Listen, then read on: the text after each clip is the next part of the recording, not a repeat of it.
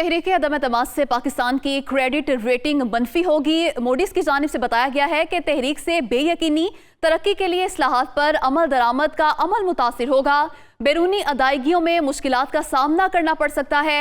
अदम एतमाद उस वक्त आई जब पाकिस्तान को बढ़ती हुई महंगाई का सामना है।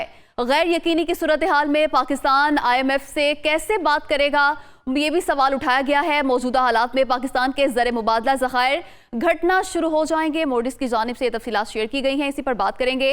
Head of business desk Haris Zameer हमारे साथ मौजूद हैं। जी हारिस, बताइएगा क्या तफसीलात शेयर की गई हैं मूडीज की जानिब से और सियासी सूरत हाल किस तरह मईशत पर असरअंदाज होगी?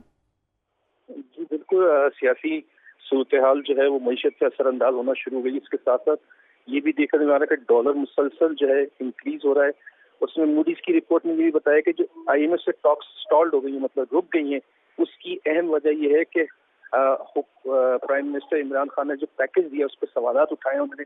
ये इतने सारे पैसे जो हैं वो कहाँ से अदा की गई, क्योंकि मुसलसल पेट्रोल प्राइसेस इंटरनेशनली बढ़ गई हैं और हुकूमत जो है 15 रोज यानी कि फोर्टनाइटली बेसिस के हिसाब से तकरीबन 60 to 70 बिलियन रुपीज जो है फोर्टनाइट एज ए सब्सिडी दे रही है ताकि कीमत आए।